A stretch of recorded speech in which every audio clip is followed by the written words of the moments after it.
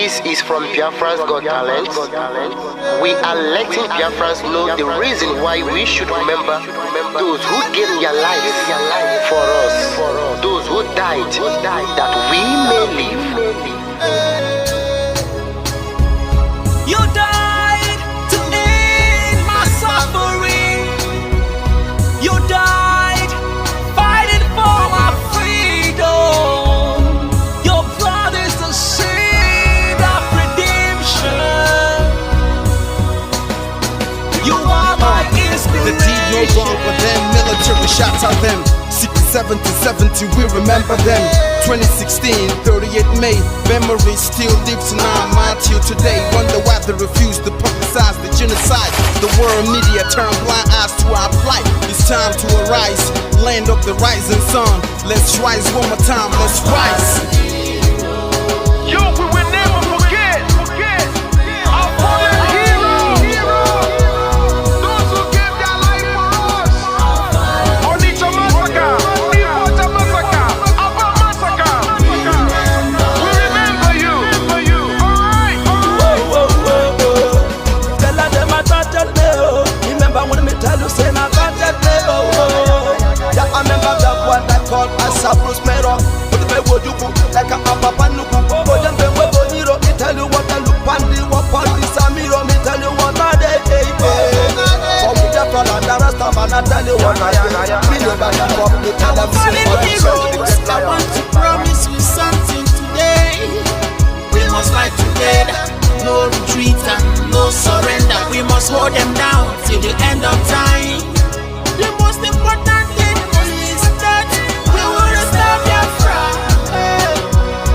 May your soul rest in peace. I look up to the sky with tears in my eye. For other Biafrans and for freedom had to die. We will never forget you as the days go by. You are always in my heart, you'll never be apart. They fought for our freedom. They died for our freedom. They fought the Nigerian soldiers in the war front without food, without guns, for our freedom, for our life, for our own good, for our children. We love them, our heroes.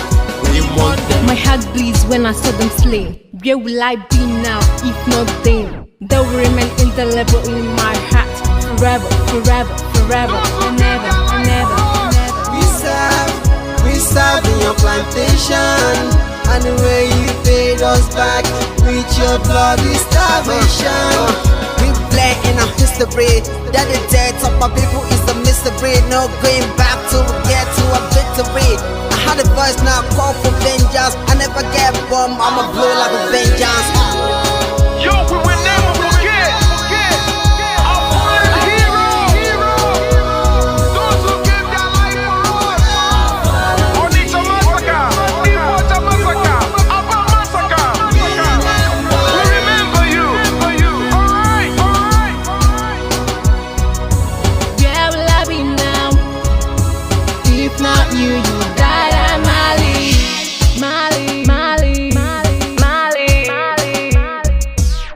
They were starved to death because of our freedom, and they paid the debt for our freedom. Flag high for those that died in the genocide, fighting for you and I.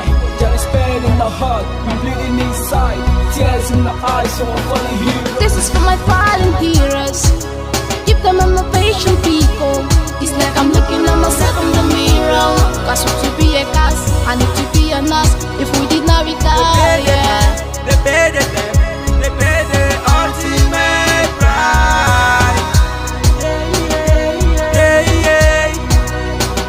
They die for me, for the freedom of my unborn child.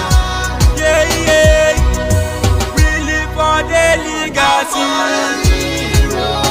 Yo, we will never forget our fallen heroes. Onitsha massacre, Ipocha massacre, Aba massacre. We remember you.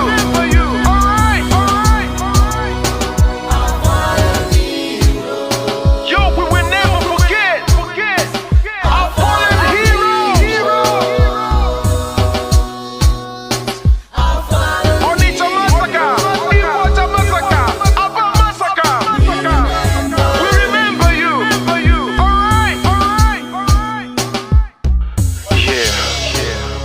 flag in the air. Never be afraid. March on, cause we are more than conquerors. Yeah, you know what it is. I'm looking at myself We in the must mirror. revenge, and we must stand to represent who we are.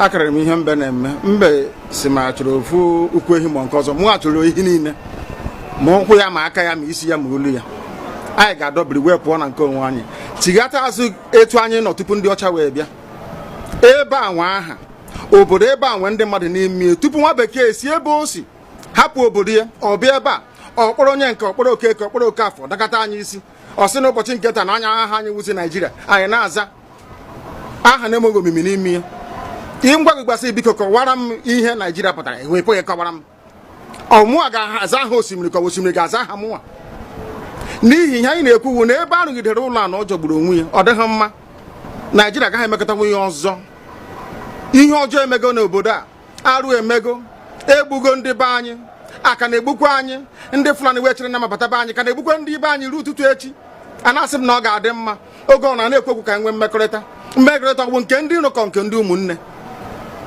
ha egosighị anyị ọtụtụ mgbe na ha kpọrọ anyị asị onye ajụrụ ajụ na-ajụ onwe ya ha jụrụ anyị aja ama njụ onwe anyị agbanyeghị na anyị nwe ngwa ahịa n'ugwu Awụsa agbanyeghị na anyị na-azụ ahịa ebe niile dị iche iche na-eme nke ọma kama onye ghara ndụ kpakụ onye rie niile ọ ndụ bụ isi ka anyị na-ekwu okwu ya ka anyị chenyeta azụ ebe a ruo obodo anyị ka o wee maa mma wee karịa obodo ndị ọcha na mma ọhịa anyị na-arịọ nwekwe n'ugwu nwee nkwanye ugwu n'ime onwe anyị ọnwa anyị pụọ n'iro a na-etigbu anyị pụọ n'iro okwu okwu asị ọ bụ gịnị ma anyị ji wee ekwu okwu ọnwụ ihe ndị a ka anyị sị na anyị agaghị anabatakwa ya ọzọ akụkọ a kọrọ anyị bụ na ọkụkọ na ewu agaghị nzukọ ụmụ anụmanụ a na-emezi mgbe ọbụla a chọrọ ịchụ aja ejiri ọkụkọ maọbụ nwụchụ aja mgbe ọbụla a chọrọ ime ka Naijiria dị n'otu enwe ha na-eto esi mgbe kpam akpụrụ ndị Igbo ọ pụtara na anyị bụ ọkụkọ maọbụ ewu ka ọ pụtara na anyị agaghị nzukọ mere ya bụ ihe ji eme anyị bụ ndị Igbo ụdị na ọbara ndị Igbo ahụ kpafu n'obodo Naijiria gaja ọ bụ site na akpọmasị ihe na-eme anyị dị ka ihe mere ndị ji oge mgbe gara aga etu akụ ka mba niile dị iche iche ji kpọọ ụmụ Izrel asị a na-egbu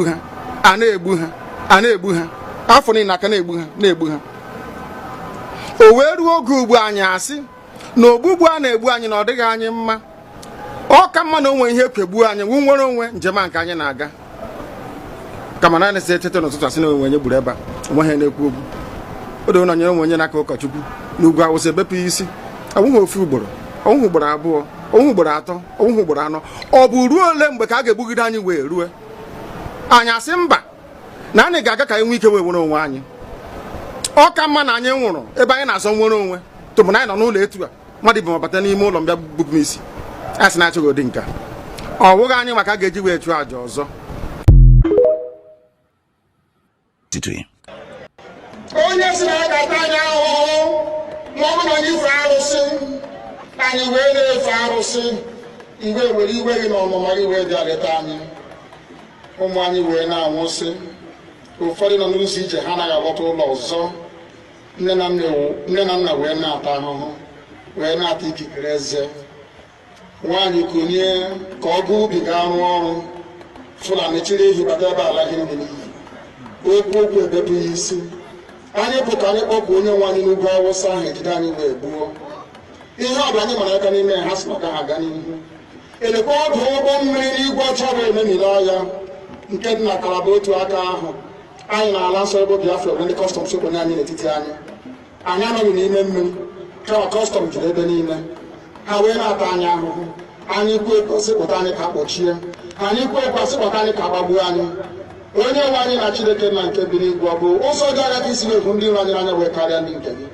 akwa anyị bụ ụmụ Chineke akwa ọba aha anyị ka anyị na-aza akwa ọba anyị nwe na-aza ike Chukwu akwa ọba anyị nwe na-aza amara Chineke akwa ọba anyị nwe na-aza Chisom akwa ọba anyị nwe na-aza Chizọba nna nke dị nsọ onye ime eluigwe dịka otu onye iro dị na anyị bụ ụmụ gị bịa ka iwe zọpụta anyị bịa ka iwe napụta anyị n'aka ọjọọ ihe bịa ka iwe lụọrọ anyị ọgụ bịa ka iwe dịtụ ozu ọgbọgọ wa mẹmi nara goliath chineke nna nke igwe ruo mẹmi na fero sikwa otu a mee ka fero gbọgụzọ n'ihu ụmụ ndị anyị ga-ebite onwe ta akọkọ igiri ọtọ ọsọ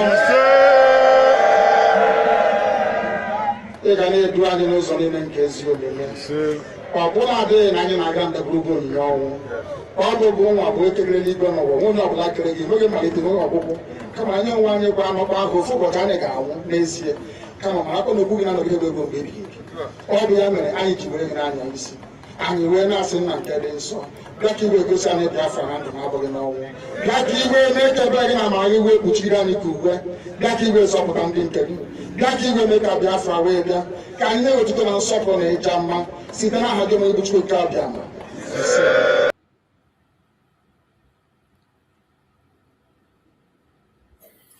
Welcome. Thank you for joining us on today's program. I appreciate everyone that has connected wherever you are connecting from. Please like and share the program, share to family and friends, share to your neighbors, share to those who are close to you. We have come once again this evening to express our view as we always do. This is our evening section. Remember, in our evening section, we don't waste much of our time. We just take some quick recap on what we did today, and also we go to the media to show what is happening in the media. So I welcome everyone who has connected. As you join, please like and share the program. It is important because that is the only way our voice can be heard. When you are sharing it, you are not doing it for my sake. You are doing it for your future, for Biafra, for your freedom. So share it and do it as if you are doing it for yourself, not for me. Whatever I'm doing here, I'm doing it for me. Whatever you do for yourself. None of us can say that we are doing it especially for someone else. Take it as your own, and I bet you we are going to make a headways. Today, we have spoken much about the issue of Sharia that we are talking about in Nigeria. The Sharia in Nigeria is one of the most dangerous things that is creating the chaos we see in Nigeria today. That is a fact that nobody can deny. And we thank Chukwu Okike Abiama that the United States of America did not stop only on designating Nigeria as a country of particular concern. Conditions have been given on what is needed to be done so that sanity can return to Nigeria, or so that people can be able to live at peace. And one of those things that have been prescribed for Nigerian government is the removal of Sharia. That removal of Sharia is what we have been expecting to hear, because we know that that is going to lead us to total disintegration of Nigeria. It is going to lead us to a situation where freedom for all will definitely come. We are going to end up in creating country along value system. That is where we are going. That is where we have been hoping to go. And finally, that is where we are. So the United States of America has made the big move that we have all been waiting for. That very submission of this thing have been done and sent to the office of the President of the United States, Donald Trump, prescriptions on what has to be done in the case of Nigeria. And one of the things in that prescription is the removal of Sharia. We have all waited for that to happen. And finally, it is happening. So wherever you are and you're watching this program, I urge you in the name of Chukwu Okike Abiama to stay strong and continue to fight on, continue to speak so that our voice will be heard. Because it is important and very necessary. Nigeria at crossroads. Remove Sharia or risk national breakdown. That is the topic we are discussing today. There is no way you can continue to practice Sharia in Nigeria and you think you can have a secure state. It is impossible. Nigeria is a failed state and will be much more of a failed state in time to come. This is what we have been expecting to hear. And this is going to lead us to the final solution because we know that those who are supporting the Sharia will never remove it. Those who are pushing the agenda of Sharia, they will never back down. Even they have already started making videos. I have seen so many of them making videos in the Hausa language, in their language, saying that they are not going to back down. And I'm not surprised to see that because we know they will not back down. But at the end of the day, since you're not ready to be in a secular state, the only solution will be to your tent, O Israel, go your way and allow others to go their way. You cannot continue to force people against their will to be in a country that they do not want to be part of. The more you continue to force people into the zoological republic, the more you are damaging everything. So, the ultimate solution remains the disintegration of Nigeria. It is going to happen, whether you like it or not. The only thing we are asking is let it be a peaceful disintegration. Is that disintegration going to happen? Yes, it is going to happen. How is it going to happen? That is the question that for everyone to answer. We don't know how it's going to happen. But our desire and wish is that they have to respond peacefully and let everybody go their separate ways. Because Nigeria is not meant to be one, has not been one, and is not going to start being one tomorrow. The more people continue to pretend that all is well, the more you continue to ignore the truth and the reality, the more you expose every single one of us to danger. That is why we are hosting this program, telling the United Nations, telling the United States of America that they should take it a step further. They are moving in the right direction for now. They are moving in the right direction by demanding the removal of Sharia from the so-called secular state in Nigeria. Because judging from the agreement from the first time, from the foundation, there was never anything called Sharia. From the foundation, there was nothing like Sharia. But they have decided to force it in. They trickishly brought it in. And those who are from other religion foolishly ignored it, and now it has become the greatest danger in that contraption. So the earlier the people wake up now and begin to demand for that which is right, the better for everyone. If you continue to ignore it and pretend it doesn't matter, you are going to wake up one day and you realize that it is too late to cry. Yes, you wake up one day and you realize that it's too late, way too late to cry, because a lot has happened already. Wherever you are watching this program from, I want you to know that a lot has happened and a lot is still going to happen. But the solution in all that is happening is the disintegration of the contraption called Nigeria, peaceful disintegration, and everybody will go their separate ways. That is what the Biafran people are calling for, self-determination. We called for referendum for so many years. They pretended they did not hear us. We continue to call, and we even conducted our self-referendum. It's either you recognize it or you conduct yours. Wherever you are watching this program from, I want you to know that there is nothing called unity in Nigeria and there will never be, because the people that are marched together, forced to be together, are not one. The uncomfortable reality, if the citizens in one region feel national constitution does not fully represent them, and citizens in another region feel the state structure is biased against them, then unity becomes fragile, like you have in Nigeria. There is no unity anywhere and there will never be.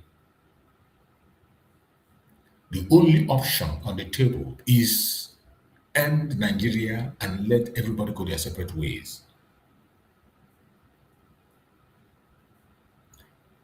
Today, the main question and the word that they don't want to speak, but we will say it in our platform, is stop Sharia or break up Nigeria. That is the slogan. Type it on the comment section. Type it on the comment section so that those of them that are watching us will see it. Stop Sharia or break up Nigeria. Stop Sharia or break up Nigeria. Type it on this comment section. We cannot be afraid to say it. That is the ultimate truth. Whether you like to hear it or you don't like to hear it, it is up to you. But that is the truth. The truth that you cannot run away from. I thank Chukwu Okeke that the United States of America mentioned it and told them to stop. But you see how they are ranting in different platforms. They are ranting and shouting. They are threatening the entire nation. I saw one of the video where one of the sheikh was saying that they are going to wage war against the Christians if there is any attempt to stop Sharia. We don't need to fight a war. We don't need that. All we need to do now is everybody go their separate ways and practice a system that favors them. That is all it takes. That is all it takes. When we say it, it is not about hate. It is not about it. We are not hating anybody. We are not hating anybody. When we say end this contraption and let people go their separate, it is not a hate speech. Millions of peaceful Muslims live in Nigeria. Millions of peaceful Christians live in Nigeria. This conversation is not about faith superiority. It is about governance structure. It is about human life. It is about dignity of the people. It is about the life of ordinary people. Religion is personal. You don't force your religion on another person. Everything that has to do with religion is personal. You cannot force your religion on another person. In a Nigeria where they are practicing what I don't know,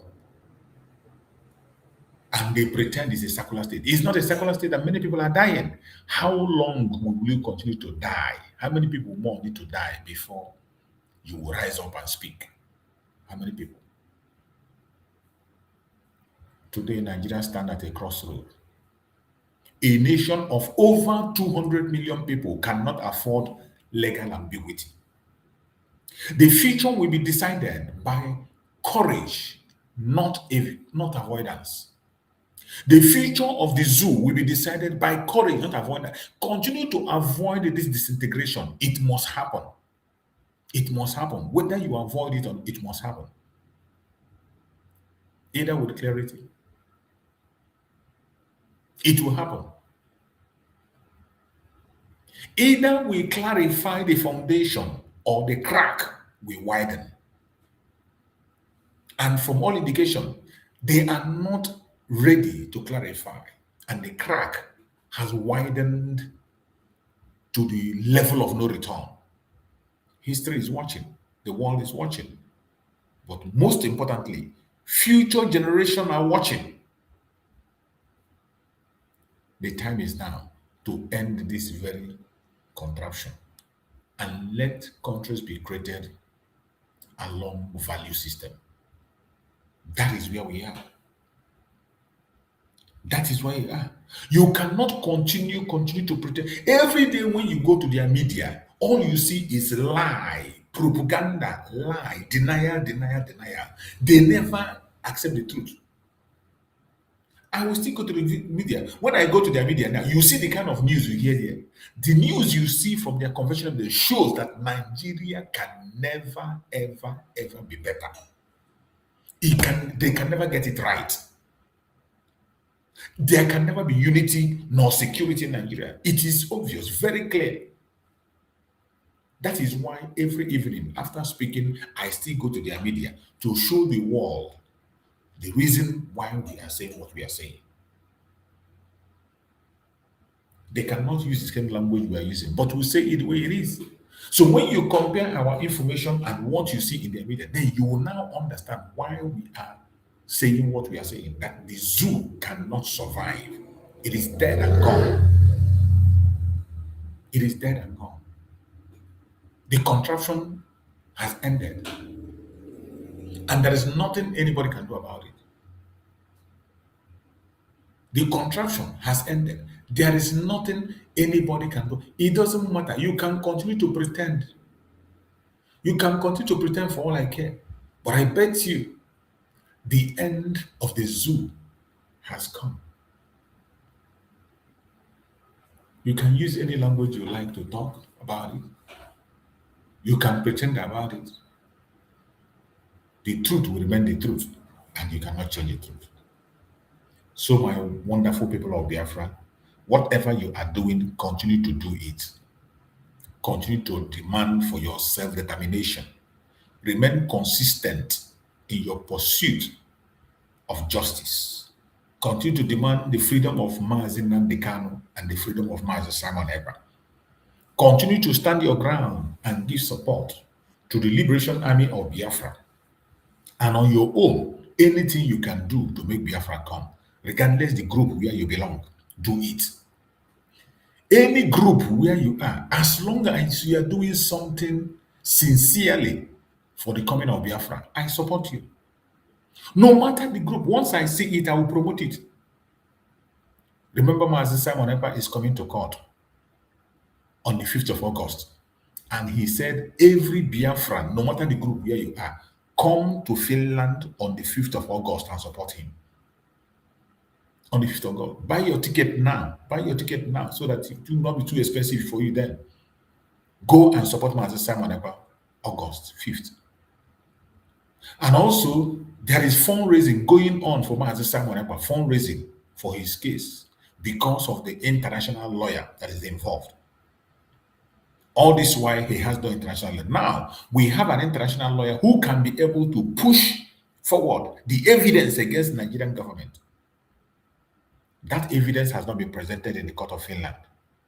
This time, we want it to be presented, and that is why the support is needed. Support that very lawyer that is coming. International lawyer on the case of Mazi Simon Ekpa. Look for the means. The flyers are everywhere for the fundraising. Join the fundraising and support that international lawyer. It is not a support to any individual. It is not a support to any group. It is a support to Mazi Simon Ekpa Njoko personally. And he is aware about it. It's a directive from him. It's a support to Mazi Simon, not a support to any group, not a support to Mazi Simon Ekpa court case. The flyers are everywhere. You go to Twitter, you see it on Twitter, on Facebook, on WhatsApp groups, you can see it. Join and support. Because we will continue to fight until we are free. No matter what they do, we will never back down. Now, let us go into their media, as we always do in all our program.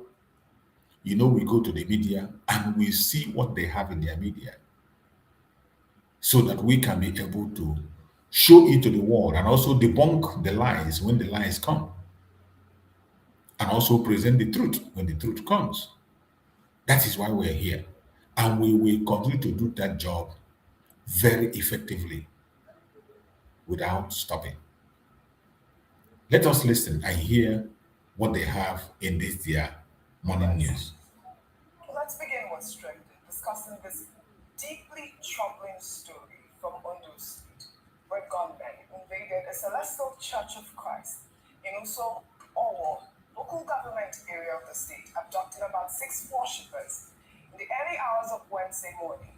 While the service was underway, the attack, which occurred at approximately 12:50 a.m., sent the congregation into a panic as the armed men forcefully whisked the victims away. The scene of the kidnapping was yesterday at Celestial Show. So in London, from source, that 7 people were taken away, but they were still on the investigation now. So vouching for the whole OIC to take note of this and also pray for the release of one of our members, which have been abducted by the kidnappers, that they should find mercy and grace so they can be released. Every day, kidnapping up and down, time or walk. The main expressway now. They block road because of they went to church yesterday. That's the way I'm going. No man really don't show. This has been too much in Nigeria. And how much is our security vote? Our security vote can buy this poster that we are saying to track all these people where they are going. Our security vote is enough to buy this poster and track them. It is absolutely right. This has become too much with fire. I mean, this is unfortunate. Worshippers should never have to fear for their lives in the house of God. Well, the Ondo State Police Command confirmed that operatives, in collaboration with the Nigerian Army and local vigilante groups, immediately mobilized to the scene and launched coordinated rescue operations, with one of the kidnapped victims successfully rescued, while a suspected informant linked to the attack has also been arrested. Well, this latest abduction comes just 4 days after terrorists kidnapped a couple in Akure North. Well, we'll pray for the safe return of all the victims. Rufai, that eyewitness mentioned, our security votes are enough to even buy helicopters to, for surveillance and all of that. This is one too many. And, we'll continue to highlight these stories for the security forces at this point. I know we are understaffed, but still. Okay, this is one thing we're trouble. Yes, the president recently talked about state police. But even if you put state police, there's a culture that has festered. If you put state police, I'm not sure you're going to see the result real quickly, because they're also all affairs. People use them for their own political gain. But there's a culture that has festered. Imagine, when I keep saying there's no security in the country, people think I don't know what I'm saying. I mean, just so what happened, people had to stay on the road for many hours before the security agents came. And after they came, what could they recover? Just only one person. What about the other person that they kidnapped? And this is within Ondo State. Recently, the Gani Adams, the journalist who they are kind of for Yoruba, was also talking about the same. And this is recurring this now. As it's happening in Kwara, it's happening in Ondo, it's happening in part of the north, it's happening in every part of this country as we speak today. Have they been able to nip it in the bud? No. These guys always go scot-free. They will post ransom, they will get paid the ransom. You remember a couple of years ago when the former Minister of Communication was saying, let's register for NIM so that's going to be able to fight kidnapping and everything. We've registered for NIM, national identity now. Kidnappers still go scot-free with this activity.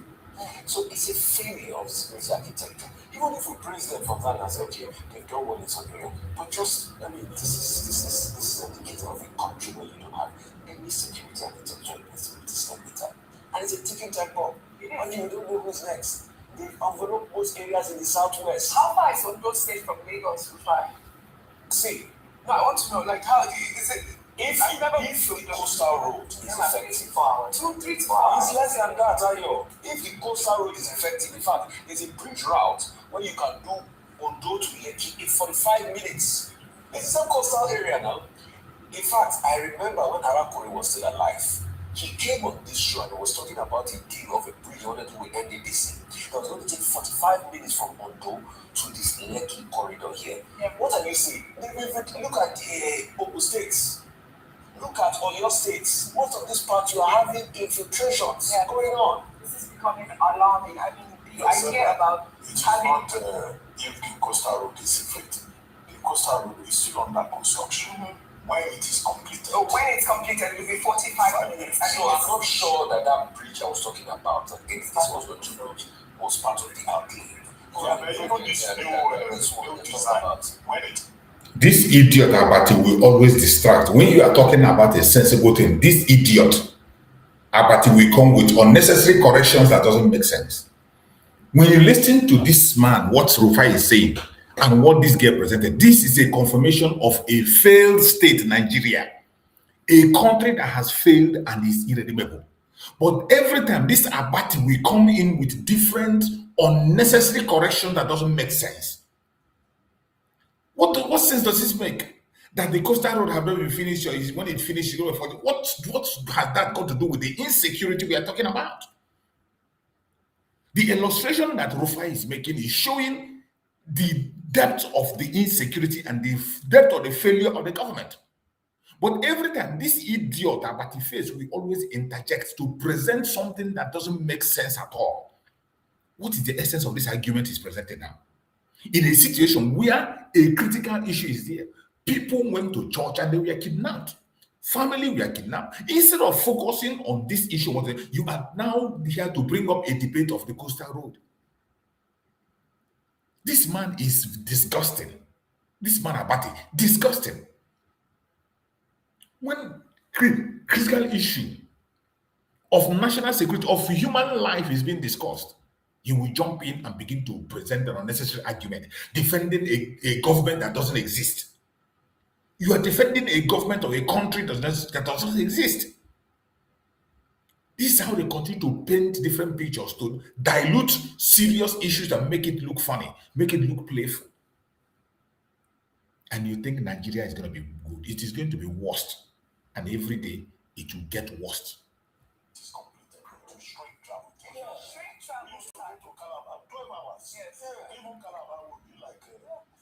But it's becoming alarming, and these kidnappings are happening in the churches. Simple.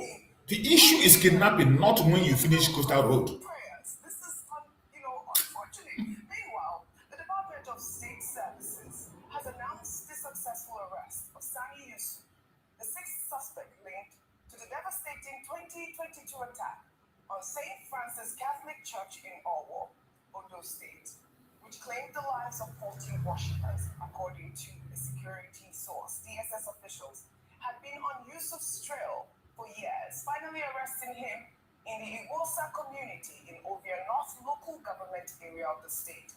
Yusuf was a highly ranked commander in ISWAP and had briefly relocated to Kano after the Owo church attack before moving to Edo State, according to the source. He confessed to having been involved in the planning and execution of the massacre.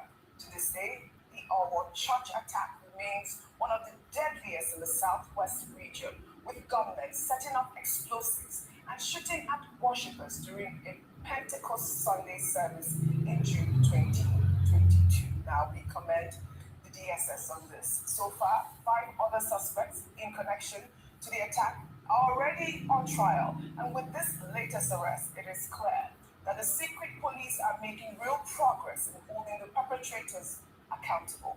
More importantly, they are making it public, and that's the transparency that matters. That's what we need to see.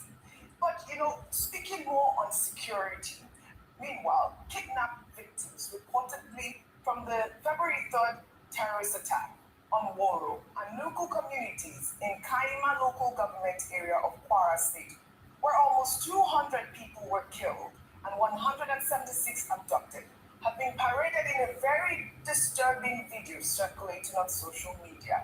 The abductees include children, elderly men, and women. In the middle of an unidentified forest, the perpetrators of the attack have been identified as Fulani-linked terrorists, with this video serving as a stark reminder of the fact that they are still living in captivity with no clarity as to when they may regain their freedom. In one hand, we commend the DSS, for the arrest, and they have been on the trail of this ISWAP leader. I mean, at this point, also would like to charge the DSS, the security forces, to also get those abducted victims. I know that they are doing what they're supposed to do, but all we pray on this table is that these victims return home alive and safe. I guess Dr. Abati can comment on both before I move to the next story.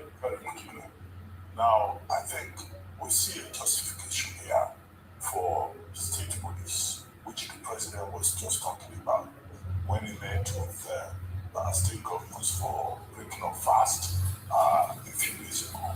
Perhaps if you have state police and you have, in all the states of the federation already endorsed by 36 states and the FCT, perhaps we will have an improvement.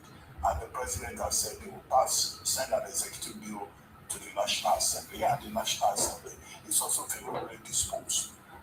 We can try it. All this talk about governors will abuse it and all of that, we'll look at it. Yes. After all, in this same Ondo State, under Governor Akiti, that's Governor Rotimi Akeredolu of SAN, it was this insecurity that led to the issue of Amotekun and other similar initiatives in other parts of the country. Second, this is also a case, it seems to be, for collaboration. Yes. The security agencies have always been saying, look, security challenge is a collective responsibility. Look at the Yusuf that you mentioned. Yes. He was involved in our attack in June 2022. He was involved in kidnapping in Kaduna. He was involved in the killing of soldiers in Suleja, in Niger State. And then the man just killed people in 2022, and he went to Igosa community in Edo State and has been hiding there for the past 4 years before the DSS, focusing on the problem and remaining vigilant, fished him out. Yes. See the people in Igosa and given police or the DSS information before now, they would have said there is a stranger in this town, this sleeping community. Where is it coming from? So there is also a rule. And why our local government? In 2022, it was our local government area. This year, it is Uso. In the same local government area, is there something about that location that is the problem? That has to be investigated because we have Professor Alitenewa, a member of this family in Nanowo, and he's also a celestial chief. So when I saw celestial church, I said the first person that came to my mind is that nothing must happen to our professor. Nothing must happen to our professor. Security is important in that place just as in other places. And then to just put it in subject. It's about this idea of night vigil, early morning prayers. There's nothing against people worshiping and exercising their right to freedom of thought. But do you know that some church denominations, I think the Anglican church, for a time, I don't know whether the order is still there, said people should not come to church for early morning service. They should not do night vigil. Just do it during daytime so that you protect yourself. Even the Church of Christ, or in Nigeria, they have to re-strategize. This idea of going to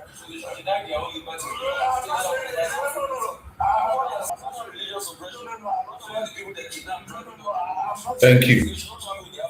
Thank you. Thank you, Rufai. Thank you, Rufai. This man Abati is an idiot. He will always drive a narrative that doesn't make sense. We are talking about insecurity on how to stop it. But every time he will draw the blame to the masses, he's always drawing the responsibilities to the masses and he will remove the responsibilities from the government. This Abati, I want people to be paying attention to the way this man called Abati presents his program. Always exonerating the government from their responsibility and pushing the responsibility to the masses. And that is why Rufai is challenging him now. We are talking about insecurity, and you left it now. Okay, are you now mean that people that travel on the road should not be traveling also? They shouldn't be traveling. If they kidnap you, they travel by night. So you don't talk about stopping the kidnapping. What he is talking about is, I don't know. I can't understand this man. It is so sad. The final challenge is for government to pay more. And I'm not denying their rights. I understand. You are denying their rights.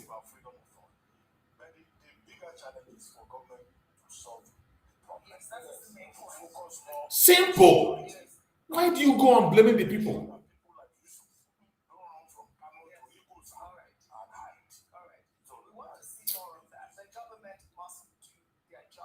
Simple. As simple as that. And I hope that those exclusive interview making waves internationally. Nigeria's First Lady, Senator Oluremi Tinubu, has pushed back strongly against claims that Christians are being systematically exterminated in Nigeria. The First Lady told CBN News in Washington that the violence in Nigeria is rooted in poverty, terrorism, and political instability rather than religious persecution. She warned that labeling it genocide could actually embolden the very terrorists carrying out the attacks. Let's take a look. Is there genocide in Nigeria? I don't think so. I don't think so. I don't think so because... Why would you think so? Because your husband is part of the terrorism. The headless conflict, and it has been there for years.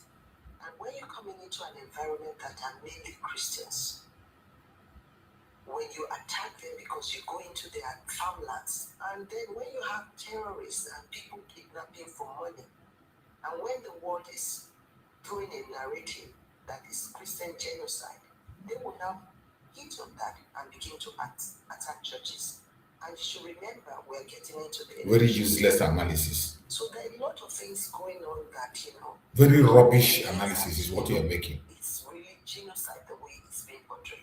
This is a deeply complex and sensitive issue.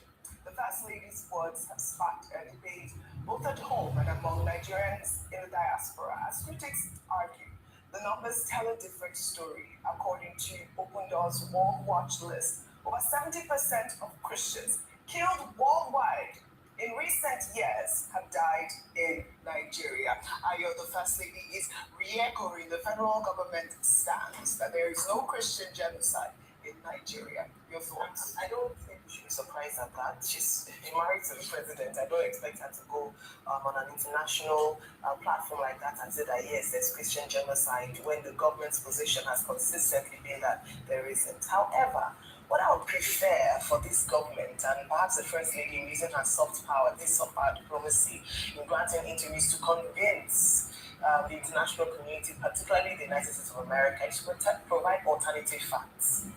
The people, the constituents themselves, people who live in these areas have consistently said that there is in fact Christian genocide and persecution based on their faith.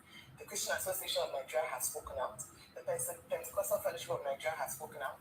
There are religious leaders in the Middle Belt who have spoken out. And this is not just under the Tinubu administration.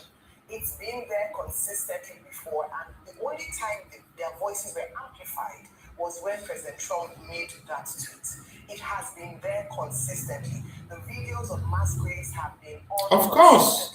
Absolutely, it has been there. Rather than just saying, I don't think so. And I mean, she's entitled to her personal opinion on that. But we provide facts. This is the reason why Absolutely. Because the others have shown proof. They've shown mass graves. They've talked about churches being burnt. Now they're even advising us not to go and worship in the way that we want to worship.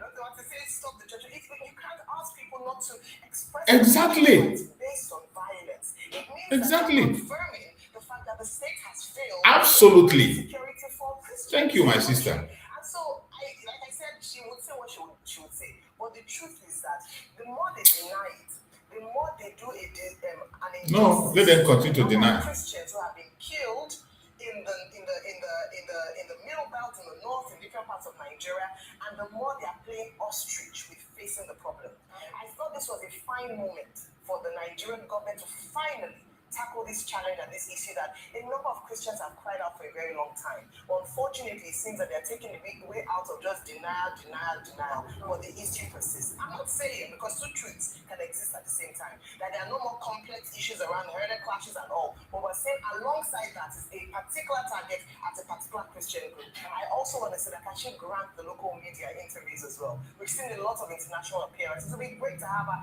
engage with Nigerian journalists as well and let us facts for facts, conversation for conversation, and talk about this side. Okay, in this same interview, not already part of it, she personally recounted facing persecution due to an interfaith marriage, being a Pentecostal and married to President Bola Tinubu.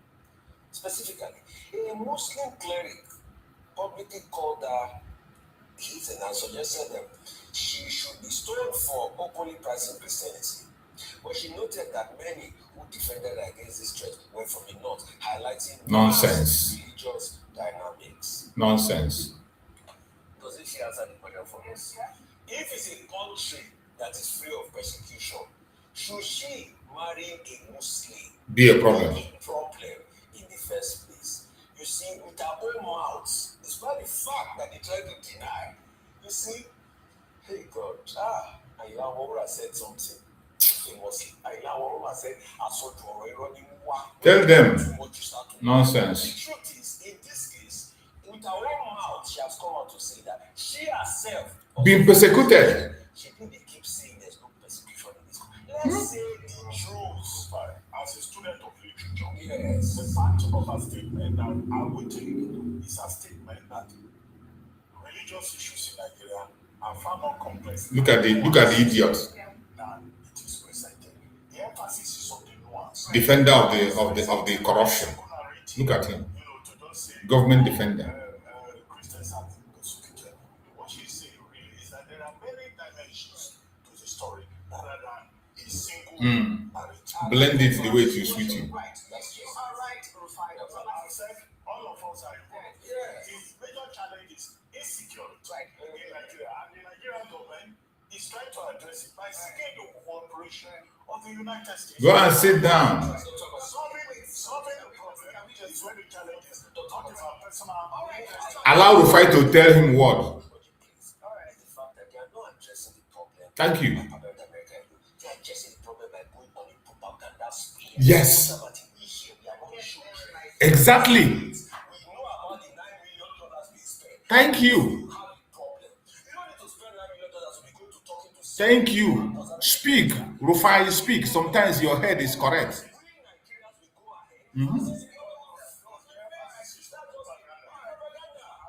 It is a propaganda.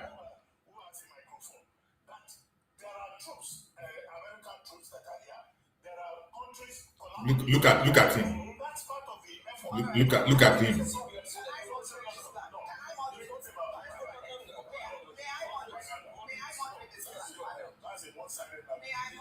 Thank you. You are absolutely right, Dr. Abati, about the nuance in her statement. And you're also right, Rufai, about the fact that she did admit persecution. But what she actually is against is to term the whole issue around the word genocide.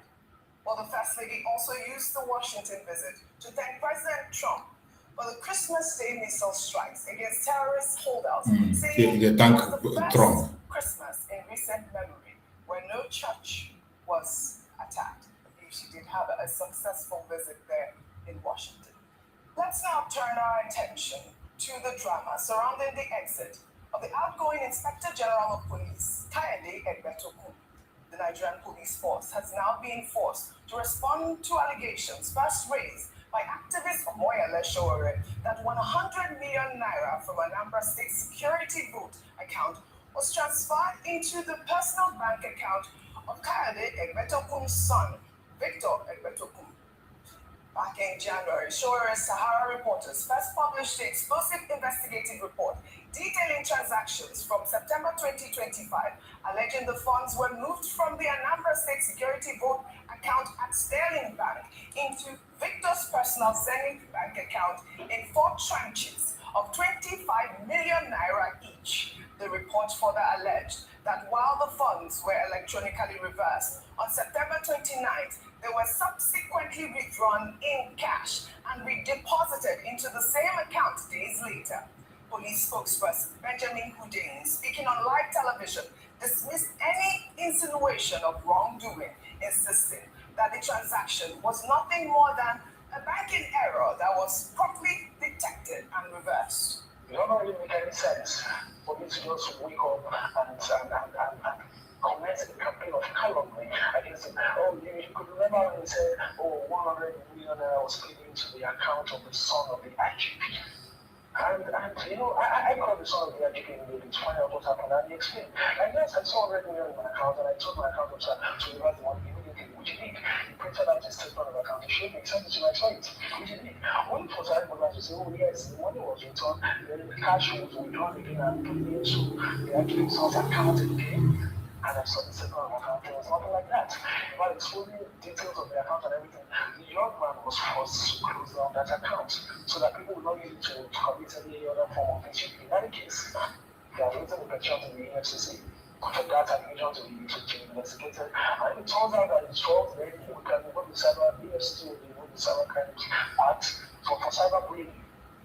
Alright, Rufa, I know you have a lot to say, but let me take Omoyele Shore's tweet. In response to that interview, he wrote, "This Boy Scout, Benjamin Hundeyin, who was illegally promoted to ACP by the now fired illegal IGP, admitted that Victor Egbetokun received 100 million naira from the Anambra Security Fund by accident. And because I spoke about it, Egbetokun was going to use the EFCC chairman to charge me with cyber crime. Benjamin Hundeyin should be stripped of his illegally awarded promotion and returned to work as a divisional transport officer, DTO, at a regular police station. These incompetent people should not be allowed anywhere near any serious formation." And you know, Moyele Shore has a way with his words. But you know, he was the first to release this, story, and you know, the police spokesperson did confirm that it actually happened. But you know, fine, go ahead. Hello, you're my cousin, though. What's that example, that analogy you gave, Benuel? I know it's your guy before. You will have not just put mouth in the matter. I know you're a spokesperson, but that your argument don't make them at all. Like, so we were asking the issue, why is it not Dr. Abati's account? They are now transfer. It's taking me good too. I couldn't tell you where to choose.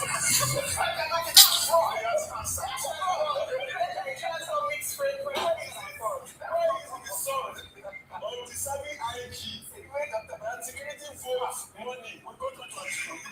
Where to us? Why is it not Abati's account? Did that money go to? Why is it the son of the IG?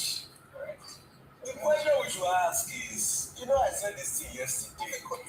When I said it, this is Dr. Abati, I will call you out. When I said this is Dr. Abati said, that's not the substantive issue, it's the issue that the IG, there's a new IG town, whatever may be to the president leaving it out of it. He said, this is not the person. Dr. Abati, you will, I don't know, I didn't go. Tell him. It is like the way that we are beating the Agidigbo. What? No, you have to when you engage as a drummer,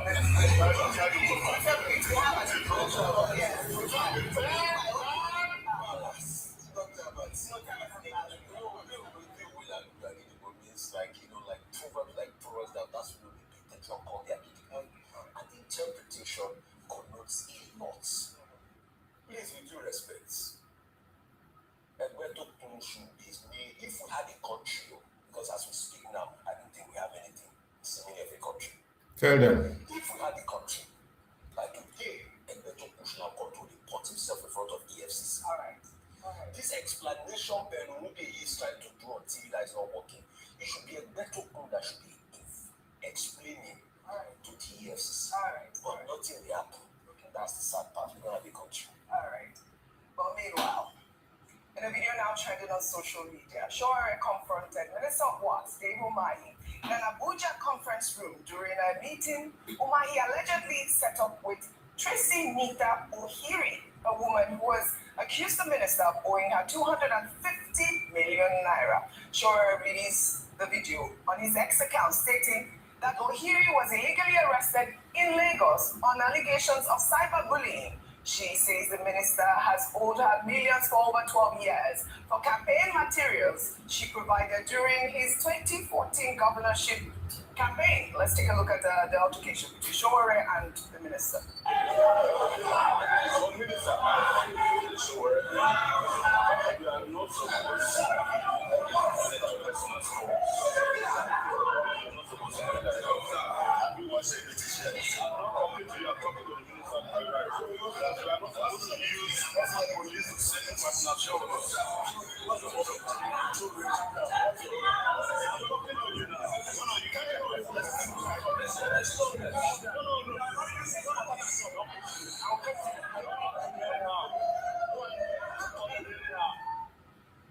All right, in a statement from his media aide on Wednesday, Umahi defended the meeting, saying that the Nigerian police force, acting within its constitutional mandate to maintain law and order and investigate complaints, acted on a petition submitted by the minister's lawyer, arrested her, and invited the honorable minister in line with standard procedure for statesmen. He then called this interaction a calculated attempt to provoke him, adding that Ohiri's accounts have been inconsistent, contradictory, and lacking coherence. The minister has denied ever knowing, meeting this woman. He says he doesn't know this woman. I wish we had time to discuss this story, but I guess it's an unfolding story, and we'll follow up on it. Well, now under milestones. As Nigeria welcomes its 23rd Inspector General of Police, we take a moment to highlight the remarkable journey of the man President Tinubu has chosen to lead the Nigeria Police Force, Olatunji Rilwan Disu.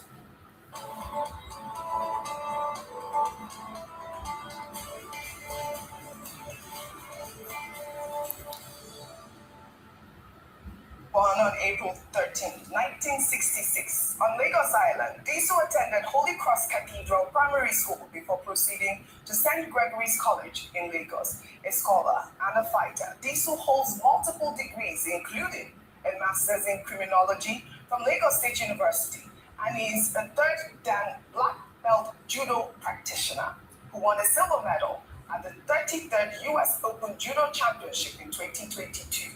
Disu enlisted in the Nigerian Police Force in 1992 as a cadet assistant superintendent, and his very first major posting was as aide-de-camp to the then governor Bola Ahmed Tinubu of Lagos State. A full circle moment, as Tinubu, who is now president, is the one who elevated him to the nation's top police job over 3 decades later. His career reads like a masterclass in Nigerian law enforcement, from commanding SARS units across Rivers, Ondo, and Oyo states to leading Nigeria's first police contingent to the African Union peacekeeping mission. So SARS leader na they make IGP. Where he served SARS as commander. Chief of Staff from 2015 to 2021. He commanded the Lagos Rapid Response Squad, famously rebranding officers as the good guys, reducing crime through community policing. He later headed the Police Intelligence Response Unit, cracking down on fraud syndicates nationwide, while upon assuming office at the force headquarters for his new role as Nigeria's 23rd IGP, Disu described his appointment as humbling and deeply emotional, saying it came completely unexpectedly. It means a lot to me because I have the love of. It is very clear that Bola Ahmed Tinubu have chosen the people that are going to join him to sell Nigeria. These are people who worked with him before, and he is bringing them back to continue from where they stopped. This group of criminals will never stop. They will never stop. So there is nothing to know about him. And you know that he is not the person that is supposed to be in that position. They took away the person that is supposed to be there and they gave it to someone else. And he is there now posing. And you have now seen why he was given to him, because he will have served under Bola Ahmed Tinubu before. And now they bring him back to finish what he started. Somebody who has headed SARS, or 4 people, SARS, that is the most dangerous group. Now you know what is coming. You know what is coming. But we must continue. We can never allow them to get away with their madness. Let's hear. In insecurity, President Bola Tinubu has once again called on the National Assembly to act on state bliss. Speaking at an interfaith breaking of fast with senators at the presidential villa in Abuja on Wednesday, he described the move as urgent and asked lawmakers to amend the 1999 constitution to make it possible. Our State House correspondent Adesua Omoran reports. Nigeria terrorism, banditry, and insurgency continue to threaten communities. And since assuming office, President Tinubu has argued the federal policing alone cannot respond quickly enough to local threats. Just 48 hours ago, at a breaking of facts with governors, he reiterates his commitment to state police as part of his broader security agenda. Tonight, he takes the appeal straight to the 10th Senate, during an interfaith breaking of fast. Nigeria is extremely bigger challenge. We are facing terrorism, banditry, insurgency, but you will never fail to make a right response to this call. What I will ask for tonight is for you to start thinking how best to amend the Constitution to incorporate the state police to secure our country. Take over our forests from marauders. Free our children from fear. The president also thanked lawmakers for backing his economic reforms, but urges them to rise above criticism and stay clear of political pitfalls. All your support that I've enjoyed, I will promise that I will continue to enjoy it and will not take you for granted.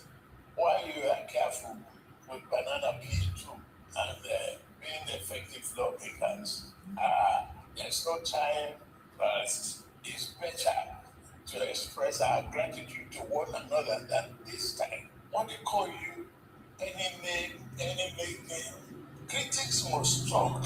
When they accused me of killing opposition, and they haven't gone, I could have given myself a license when I have the authority.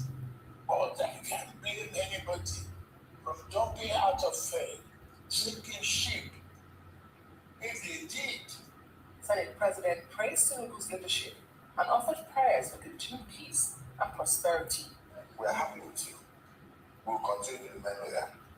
We'll work with you for the good of this nation because we know you mean well. Why won't you work with him, mad people? You'll be part of the thinking. Told the committee that 70% of the 2025 capital budget will be rolled over into 2026. Bunch of criminals. I know there's a story behind it. Of course, amongst the other stories. The story behind it, thank you. I mean, it's one of the people that have lost their sight and power. And I have a very close affinity for people that have lost their sight and power in them because in the tail end of my mom's years, she lost her sight. So, I mean, people that lost their sight, they mean a lot to me. So, but apart from that, apart from this insecurity case in Malagavi, there is also a case that happened in Owo when people of the CNS, I think the church was kidnapped. There was also an incident where they were kidnapping on the road and people had to stop. So it shows you that you have full-blown state of insecurity in the country. And that's why President Tinubu has been talking to the senators at the fasting break, breaking of fast, was talking about urging them to be able to move towards the abolition of the support and all of that. And by the way, what President Tinubu was wearing was really looking lovely. I thought I was the only one that saw it. I mean, I liked your bandana he was wearing. But I have a problem with what the Senate President says about Hussein. How can a Senate President in a democracy say we are loyal to the President? Does he understand what they call separation of powers? Does he understand it? I mean, who are these people that are leading us? Who are they really? That's why this morning I want to read Bunch of clowns. the Montesquieu that says, when the legislative and the executive powers are united in the same person or in the same body of magistrates, there can be no liberty. Because apprehensions may arise, lest the same monarch or senate should enact tyrannical laws to execute them in a tyrannical manner. And that's exactly what has happened to the Senate. Here, President Tinubu was talking about calling them names. We will call them names. And by the way, he said other things about the economy stabilizing. The economy is not doing better, President Tinubu. An indication is, with all your revenue last year, you couldn't release money for contractors. You couldn't do projects. You are carrying over 70% of your capital expenditure on 2025 to 2026. And you're saying your economy is doing better. That's casino economy. But coming back to the Senate President, you can see what Montesquieu said there. And that's why we're having a lot of tyrannical laws. Yesterday, I was watching a video where Okoye, former INEC Education Commissioner and all of that, was talking about the fact that the argument made by the Senate was hogwash. That they've put every provision in place, that all the polling units they've mapped out, there is no one that does not have signals to be able to transmit election results. And they have done all the modeling, but the Senate and the House went ahead to enact tyrannical laws against the Nigerian people. And that's why in another intervention yesterday, when we sat back over, on said to me, said, go and pass the law to make it mandatory for electronic transmission. It goes back to what Montesquieu said here. Once you have two arms that are supposed to be separated, in cahoots, the Senate president says loyal to the president, then it's a problem for Nigeria. Because we can't get effectiveness. And with due respect, the Senate do represent us. They're there to represent the interests of the president. That's why it's everything on this in the interest of the president they are doing. Let's call it spade a spade. This is a democracy for Christ's sake. It's not an authoritarian government or a military government. How can the Senate president be coming up and saying to us boldly, I'm loyal to the president, when you're supposed to be co-equal arms of government? What joke are we practicing here? Somebody wake me up from this nightmare. Secondly, I have a point. Secondly, as regards what was passed, yes, they are making projections, 40 trillion. Oh, we want to do 40 trillion. When we do the money, are they going to use it for the people? That's a question we should ask them. Are they, with the briefing meeting of revenue target, over 28 trillion recorded, over 65% of our revenue target we've met, non-oil, we did well, and all of that. What was the impact? It was Papology, budgets couldn't be funded for the Ministry of Health and all of that. And when these poor MDAs go to the Senate again, senators are still winking at them. What is happening in this country? Isn't that an indictment of this government that over 70% of its capital expenditure is passed to 2026 budget? God knows that most of the capital expenditure cost will also be passed further down the line to 2027. We say we are making revenue, people can't see it. It's a casino economy. Because a government that claims it's making revenue, it makes revenue from the fecundity of the economic activities, it makes revenue in taxation, and it uses the revenue back to the people. It's a cycle, it's a chain reaction. It's like your Krebs energy cycle. Let's call it speed is speed. We are in a democracy here. Somebody wake me up from this nightmare. Alright, thank you before. Dr. Martin. It seems to me that the appointment of the new Inspector General of Police is the biggest story on the table. One police force in Nigeria that will have to be amended. This role, which the president also alluded to in welcoming him into this role. When he was head of RRS, so in fact his men were called the good guys, and they were said to be called the good guys because they went beyond the bounds of professionalism or their remit to actually help, citizens. They were known to offer first aid in some instances, help stranded motorists. So those softer side of policing came to. Enough of this criminal, because you will continue to hear the same story over and over again. Nothing is going to be different that this guy is going to do from what other criminals that came before him are doing. These are a bunch of criminals that will only come here to satisfy their own personal interest. They are not here for you, neither are they for me. They are serving themselves. So each time we see them, we have to know what they stand for, and we look away from them. Is pushing back. A new report from the US Congress is sounding one of its strongest warnings yet on Nigeria, describing it as one of the most dangerous places in the world to be a Christian, and urging sweeping measures, including sanctions and visa bans. The report, backed by key congressional committees and initiated under Donald Trump, goes further, calling for tougher policing, legal reforms, disruption of terror, financing, and even pressure on armed groups through economic levers. But the Tinubu administration is rejecting that narrative outright, insisting there is no state policy of religious persecution and warning against what it sees as a mischaracterization of a complex security crisis. So coming back again to competing narratives of truth. But tonight we sit down with a political figure whose career journey has gone from 2 decades of legislative influence in the corridors of the National Assembly to the halls of power in Washington. In addition to being on the national and global stage, Honorable Benny Law was at that prestigious national prayer breakfast in Washington, where President Trump publicly acknowledged Nigeria's First Lady, Tinubu. But back home in Plateau State, the realities are far more urgent. Rising insecurity, allegations of Christian genocide, and communities in search of stability.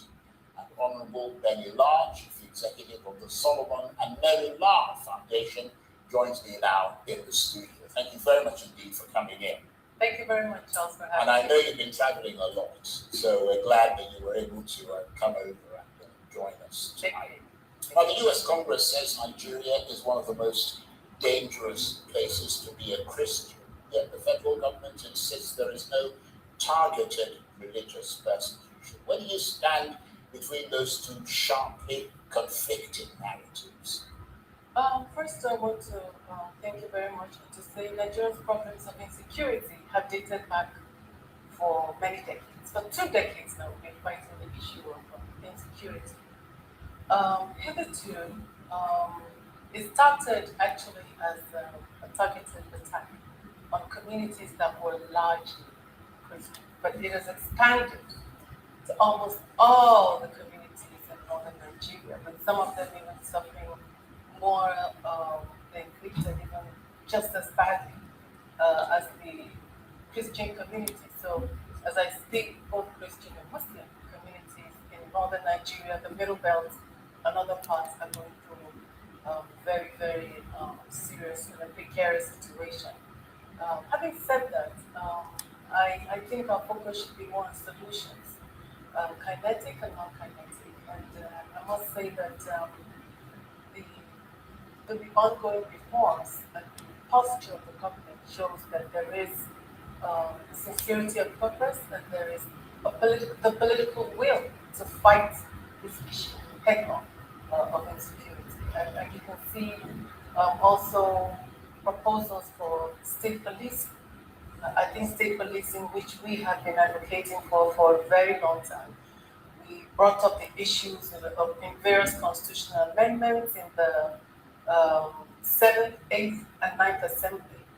For some reasons, this hasn't passed, but I'm pretty sure that hopefully the 10th Assembly will ensure the constitutional amendment to get state policing.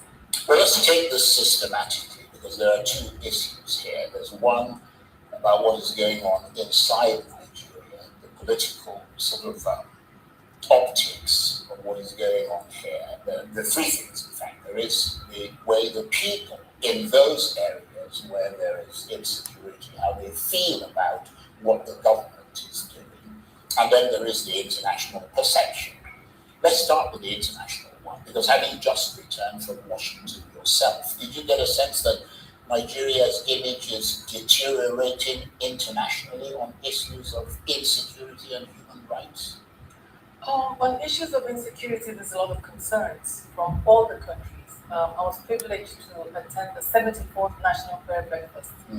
I've attended several prayer breakfasts under President Obama, under President Bush, and we did not have those sorts of concerns.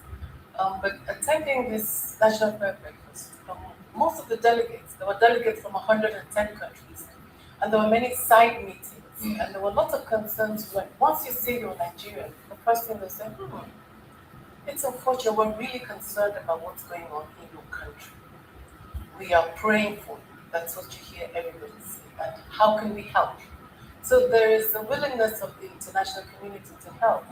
And I saw people come up to me randomly from Poland, from Hungary, from, yes, we were in a delegation. And they came up and they said, let us know how we can help you. I spoke more of the issue of the internally displaced persons, and my governor and a lot of people were concerned about that across Nigeria, and they did say that some governments said they would be willing to help Nigeria with the millions of the internally displaced persons that have suffered as a result of conflict. However, seeing our image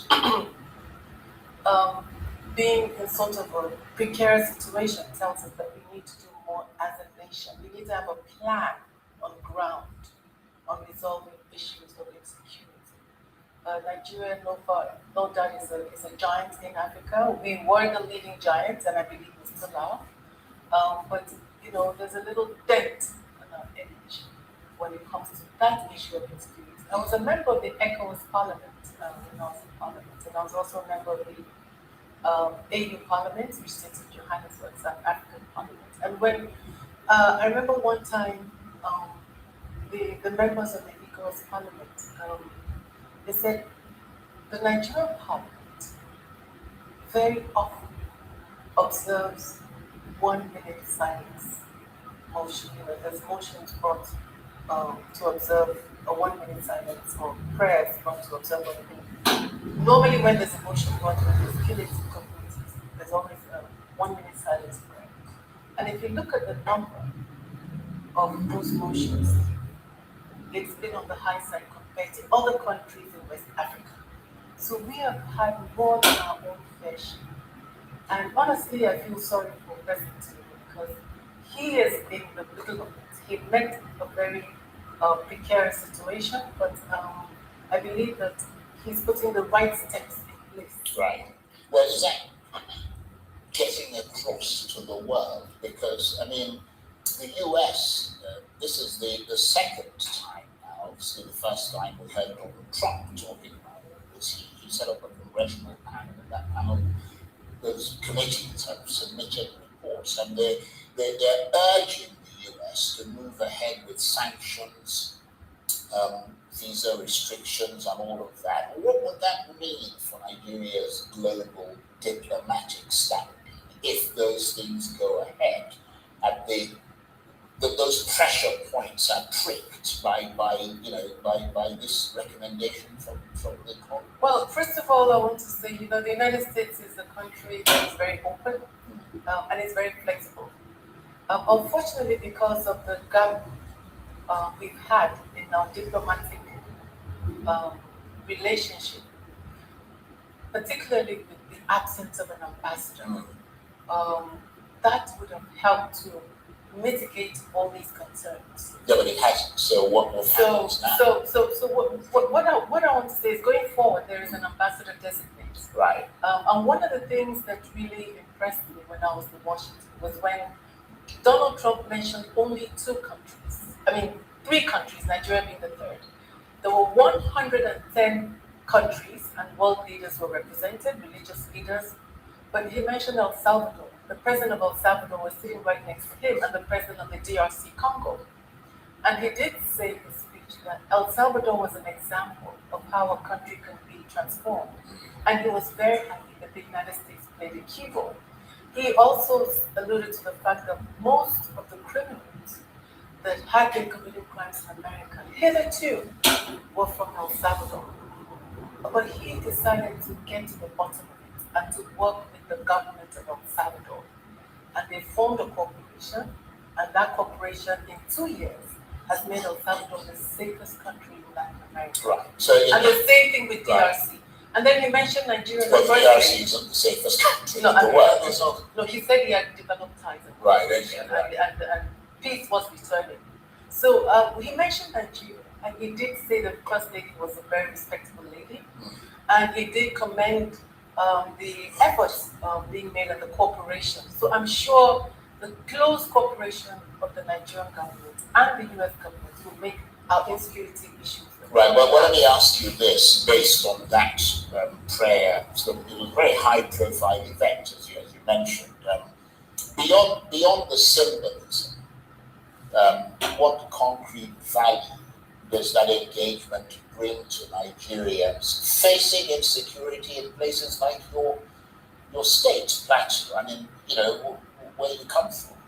Well, I think, like I said earlier, Charles, beyond that, the United States, I'm not a government official and I cannot speak for the government, but the United States did show willingness from the side meetings we had to cooperate more, for closer military cooperation, and also to help with the rehabilitation of conflict zones everywhere in Nigeria, um, and also to play whatever role that is necessary in bringing peace and a violent-free country.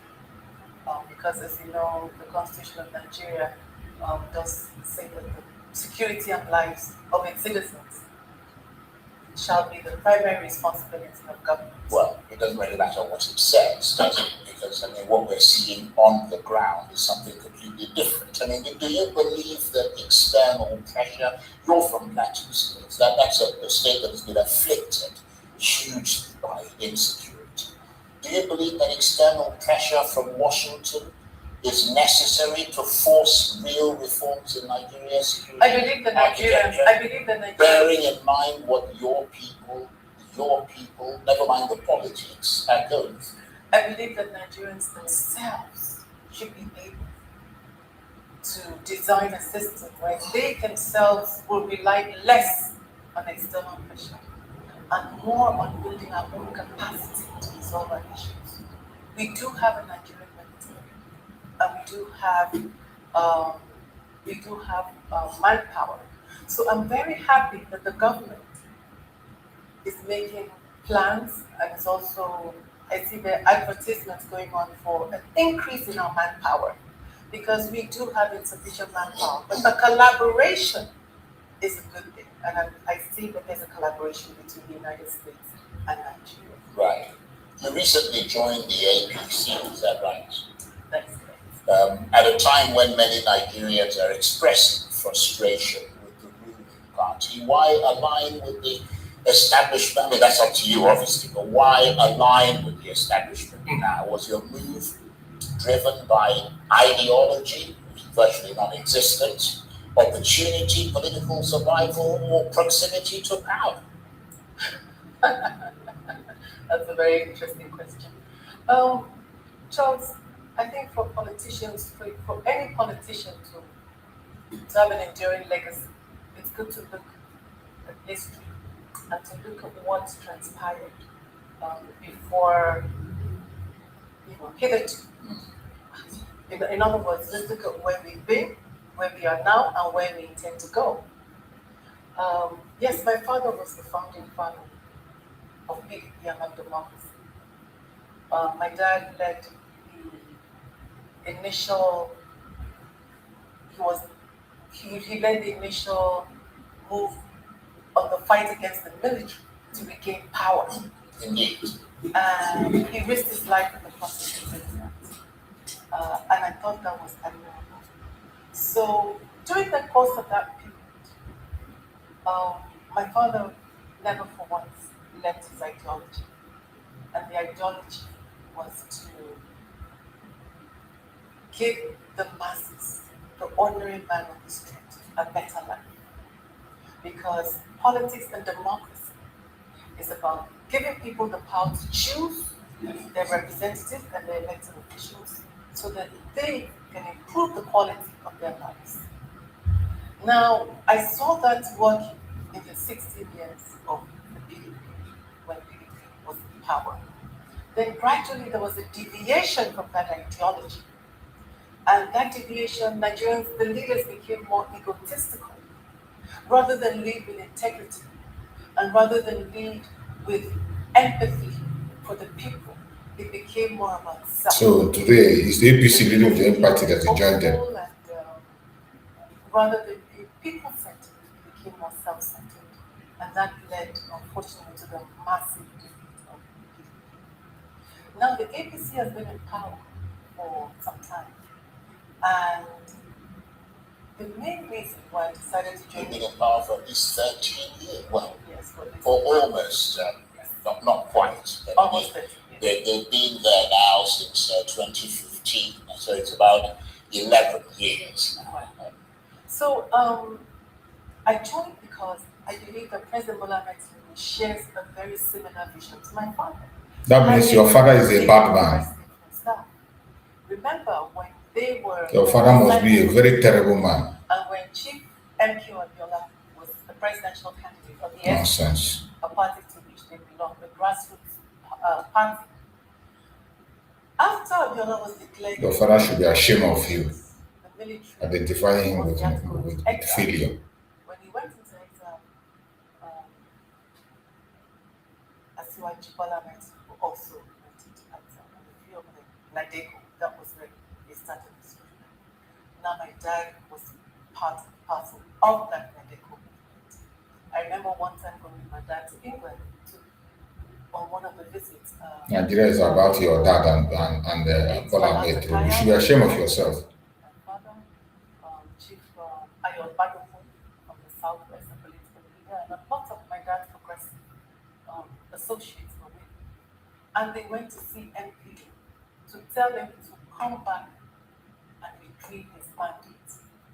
They told him that as a presidential candidate and one who had won the elections legitimately, he should come and defend that mandate. Imagine a woman talking nonsense. Imagine a woman talking nonsense. Your father should be ashamed of you. You associating your father with a failure. They are asking you the reason you joined a failed party. A failed party run by a drug baron. Failed in all ramification. All the episode you've been reading here about how PDP did this and did that. Now, tell me what APC is doing better than what PDP did. Are they not the same? Even they are much more evil and much more worse than PDP have ever been. And you are giving, look at the reason an idiot. This is a woman or a mother for that matter. You can imagine the reason a mother is given why she joined a criminal group. A criminal group. Look at the reason she's given. And some of you will come here and you think Nigeria will be good tomorrow or next. You think Nigeria will ever be better. You are wasting your goddamn time. You are wasting your time. Continue to waste your time. You wake up one day and you realize that it is too late. Like we, the Biafran people, we are living the zoological republic.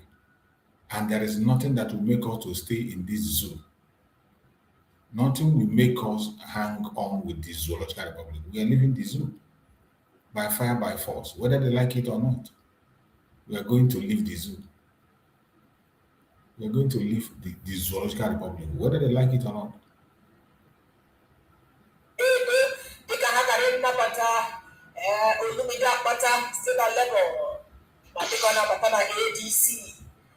Chief John Oyego, ebe ha gara ịnabata ya bụ nwa amadi ndị ebe awụchie. Ha gara kwadowa n'ụlọ Chief John Oyego, ndị ebe awụchikwa n'ụlọ Chief John Oyego. Ha gbarahụrụ awụọ maka na ndị a bịara ogbugbu. E nwere ihe mere ịga kala ndị na-ekwu n'ụbọchị ụlọ ahụ si na Climb went to leadership position. It is a shame. How we hear it. And then the people who were a governor of the state. The people now have so much. The people now have to take communicate. The people now look at why actually we bring insecurity in the I will show that I can one of the campaign. Well, we bring insecurity in the you know. Only an amount of figures. My mama was a primary school. The government of Pedro. We do of all people, everyone on Monday go British and that intellectual. You know, when I look at you, you be all the way. We didn't and then the any business with the governance. Medical was in the so the name was Rotty. But if we go to the Nigeria system, if we go to a bad, when you retire for one night, or that's why you want to when you look at it, you give a or they will watch it. When you put it on weekend, or they will watch it. No problem, I will look at Nigeria. The real men of integrity and the caliber or not you without Nigeria. From local government to House of Assembly to governor to House of Representatives. 100% of them, which are the Tila cannot do him or because of we didn't receive them on Ochichi, also buy them. What the ever on Ochichi today with the press release every music? Can't buy the other than we didn't remember the email of Ochichi. Bam, or call off a group, Sally group, or the government did that see a group. You have to prove they were a problem na 80s. Na 80s another problem. This and that. Those man na which is why the problem na 80s. Which man na 80s with the problem. Nasomba maganato kumiju bia abodi na ya na ni ko kuma ina ruso ko sina ADC no ina de ngene de na ho BC ya di kriya di na na ka pashi Terrorism bombi because o bare ka mana de ki ko sige imwe na pa ya ko de IGP ado ma tutu ko Frank Mba ademba ka je matanga obodo abụ Nigeria onye ọbụla na-agba n'agbụrụ ya onye ọbụla na-agba n'okpukperechi ya ndị bekee ga-asị ethnicity and religious lives onye ọbụla na-agba n'agbụrụ ya na-agba n'okpukperechi o doro anyị anya na mgbe Jonathan bụ onye isi ala o ji ndị ugwu ruo onwe ya okirikiri n'ụdị ka ome ka obi dị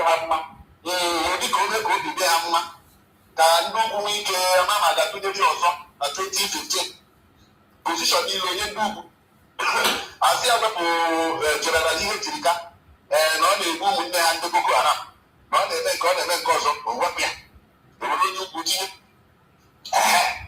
ngwa oruzi ekpe nwanụ ha ndị nwanụ o tinyere ọ ji gbuo onye okirikiri ga-abịa gosi ya na solidarity gosikwa n'ihe ya ọkwa ha nyere aka kparịa chi na windo asọrọ ọkụ kwapụ ya Buhari wee mụta ihe si na Jonathan na-akwụ ihe Buhari wee batazie weruzi ụmụnne ndị ugwu gbaa onwe okirikiri ịga na azụ onye ugwu ịga na polisi onye ugwu civil defense onye ugwu prison onye ugwu custom onye ugwu immigration onye ugwu ebe niile onye ugwu aja meeting security meeting ọsọsọ ndị ugwu ndị a na security meeting no Buhari ụtụrụ ụmụnne echi onye ma ọ echi ezi Tinubu wee lecha ya sị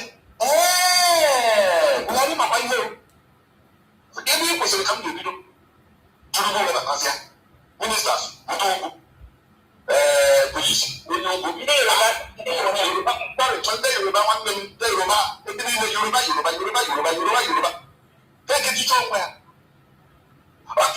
ọ bụrụ ọba ka Frank Mba kwesịrị ebe ihe a ewepakọ mbụ na ya Frank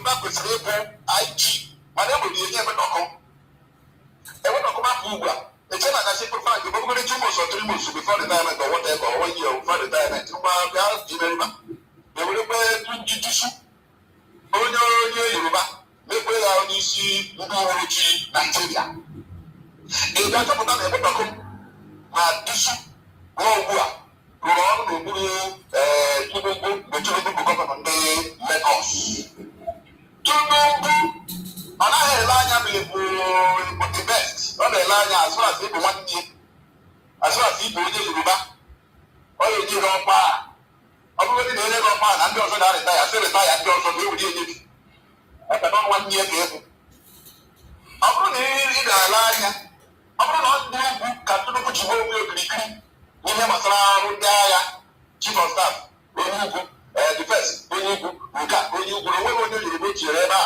ịma na kru ahụ aka n'ime na ọ ga-awụ ọkụ ọfụma ma bikọs na o nwere ụmụnne ya ji tụọ ọkpa n'ụlọ na military mgbe tụtụrụ ọkpa na military ọ ihe mere ya ji ike so ọ ga-edo anyị anya n'obodo a bụ Naijiria na onye ọbụla bụ president of this country ga-abụrịrị a tribalistic person ọ ga-abụrịrị somebody ga-eso ụkpọrọ ndị okpukperechi maka na achọpụtago site na Buhari ruo na Tinubu ma ọ bụrụ na ị bụrụ onye Igbo onye isi ala bụrụ onye Igbo wee bụ ugbo nwe okirikiri akpapụwa gị na-asọrọ ka a ga-esi na wita tụpụ na ihe mere nwanne anyị nwoke abụghị Heroes na mgbe e gburu ya na Ọyọ na Western Region mgbe ọ gara ahụ Fatu ya na ndị eze ọdịnala ndị South West Western Region mgbe ahụ nwere nzukọ ndị niile soye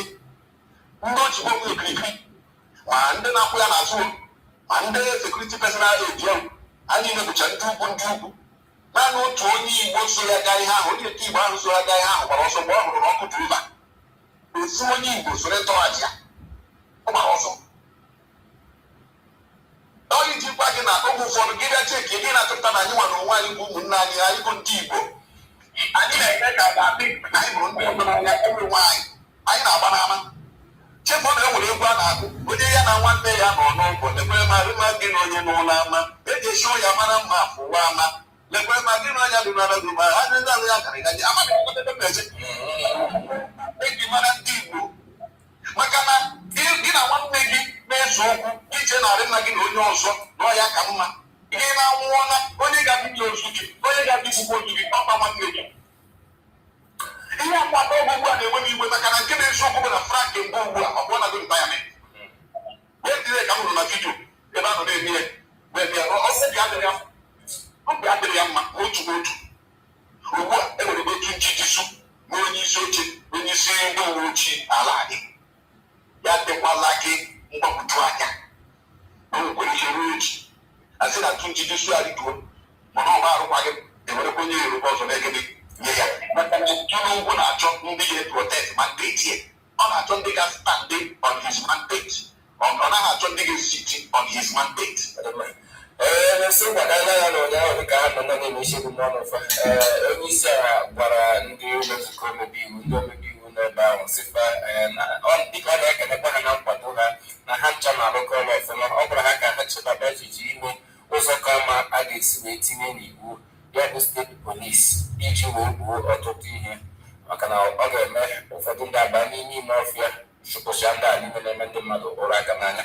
Nke abụọ bụ na mgbe ọ nọ nnọọ na-ekwu n'obere okwu ya, ọ sị na gịnị ya asị na ya chọrọ ịbụ ndị opozishọn, ebe nke ya fụrụ egbe, ebe ka ijikwa n'egbe, ọ bụ na ya ji egbe, ebe ka laịsensị dị.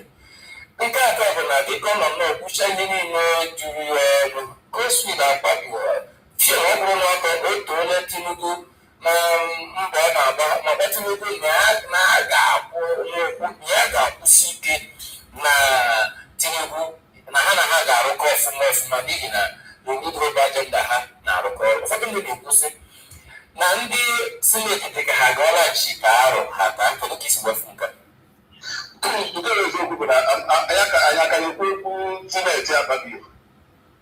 Sineti Akpabio ọnụ ma ndị ala ya emenụkọ ego sineti Akpabio abụghị nụ sineti aka na-ekwu okwu ya.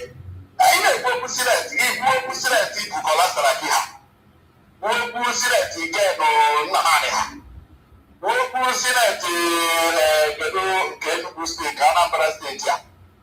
Ikwu okwu sineti ndị nọ n'okpuru Ọbasanjọ. Ndị ga-ekwu okwu sineti ndị gwara prezidenti na enwere ya na-akpọ nkewa nke ọrụ, onye arụ ịrụọ nke gị rụọ nke m, arụ na nke gị na-echọ ka ịrụọ nke m, ma ọ bụ na-achọ ka m nyere gị aka rụọ nke gị mba. Ama okwu sineti Akpabio akara ekwukwe n'okwu sineti Akpabio abụchago ihe ọ ga-abụ n'ugwu, o mechaga ihe mechaga Naijiria ihe a ga-eme Naijiria. Mana nke na-eziokwu bụ ọtụtụ ndị mmadụ anaghị na otu n'ime ihe mere ejiri gwa Ekpetọkụ ka ọ gbararụkwa gị bụ na Ekpetọkụ akwadoghị steeti polisi. Ekpetọkụ akwadoghị ndị uwe ojii steeti nwe n'aka ha. Ekpetọkụ ọ bụrụ na ị na-esonye na ọtụtụ nzukọ na ọgbakọ town hall meeting ma ọ bụ senate sessions, Ekpetọkụ were presentation ya, ọ naghị akwado steeti polisi. Ọ sị na ndị gọvanọ ga-eji ha mere ndị akpa obi, na ndị gọvanọ ga-eji ndị steeti polisi mere ndị ogbu ara ọbara, ndị gọvanọ ga-eji ndị steeti polisi mere asasịsị ha against opposition. Bụ na were ihe m ga-asị gị mere onye isi ala ji kpọọ ya nzukọ n'ụlọ ya, si ya na anya na onye na-anaghị akwado ihe ya nwara onwe ya na-akwado agaghị arụkọ ya ma egere ya gba arụkwaghị. Ekpetọkụ kwesịrị ịgba arụkwaghị ya, kwesịrị ịretaya 31st October 2027. Ọ kwesịrị ịretaya, mana amanyere ihe ka ọ gbaa arụkwaghị, maka na uche nke m dịka onye na-eso ihe na-eme n'obodo a bụ na Ekpetọkụ akwadoghị steeti polisi. Ugbu a na adịghị ga-ahụ in the next 3-4-5 days Tonji Disu ga-amalite ugbu a na-ekwuzi okwu otu esi eme gịnị, otu esi eme steeti polisi.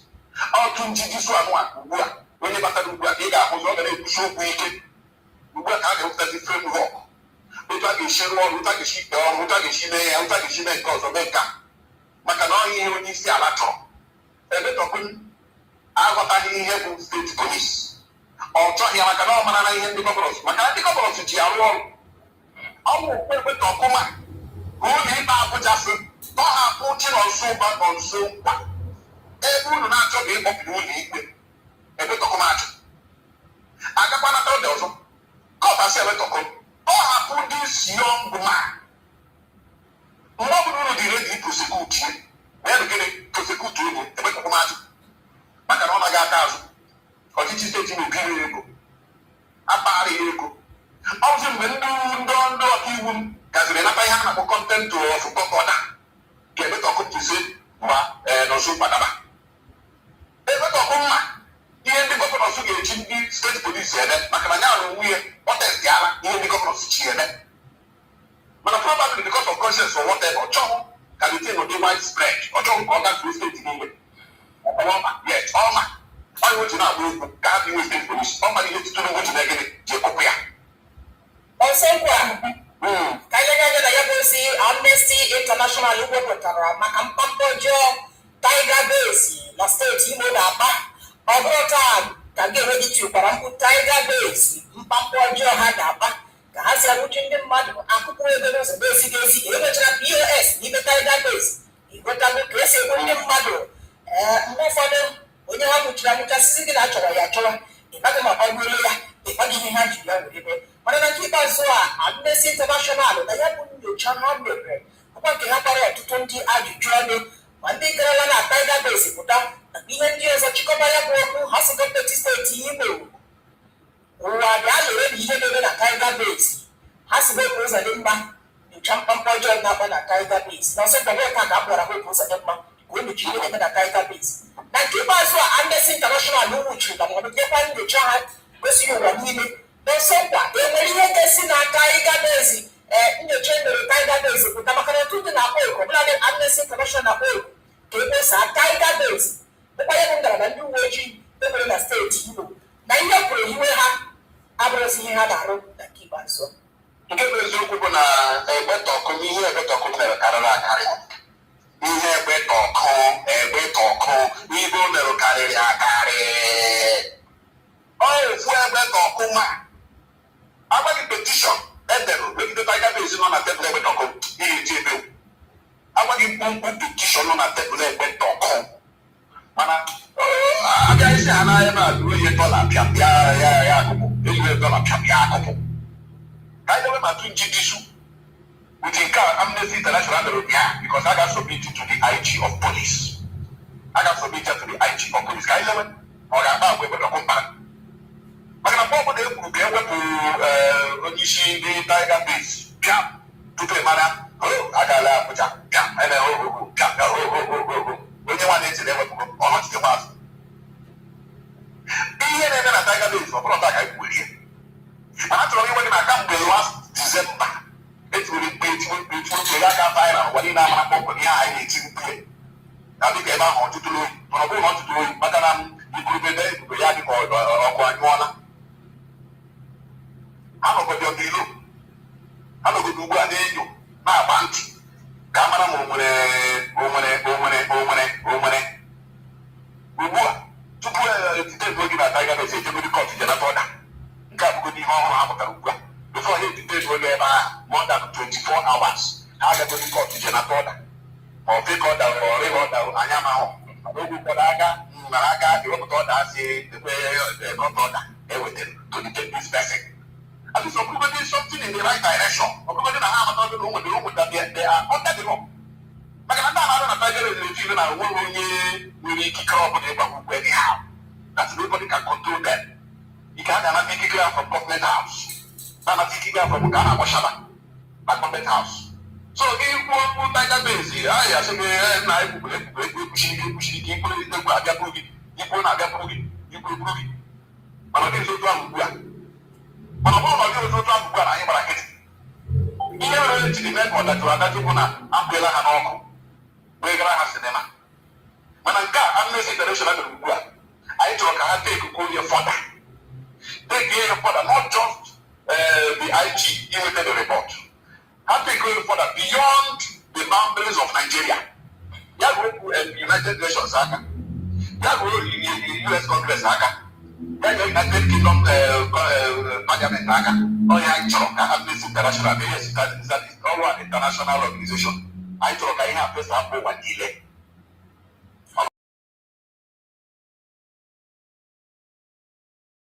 Ihe chọrọ reform or and that in our way about what the join you people are for us, people that will respect human rights. How we hide for that? But the problem I want to tell you is violation, gross violation of human rights. Yes, so I came best to Yakan Abuja about the and then someone like Kabuchaka work on to council. Na I was like no I when I came down you go and be a body. Finally they go say na ihe no this ihe ga na 2027. For the days na APC maka hasi no. Onye ka duka maka ọba na ala ebe ofa osi nwere ebe we kita dịka ọ nọ na-ajụ ajụjụ gbasatara ya bụ ihe gosiri ha n'akwụkwọ. Ebe kwuru sị na ndị debe ya na akwụkwọ kwesịrị ịtụ vootu 423 na otu mpaghara ebe a na-atụ ya bụ vootu. N'ụsọ atụcha vootu, ọ bụ na ndị tụrụ vootu ebe ahụ na APC nwetara 1,000.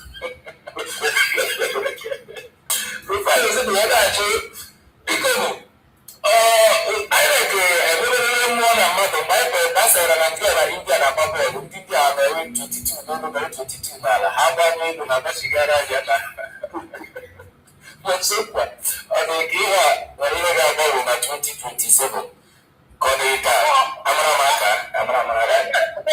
O so n'ihe anyị nọ na-ekwu na-asị na ihe anyị chọrọ bụ transmission of result. Onwere ihe ọzọ akpọrọ ka agbakwunye ya. Enweghị klọb ọzọ a chọrọ ka agbakwunye ya. Sisi na ụkpụrụ eletrọniki mee ihe ntụliaka elu anụ a ụkọkwanụ ntụliaka elu anyị akụ.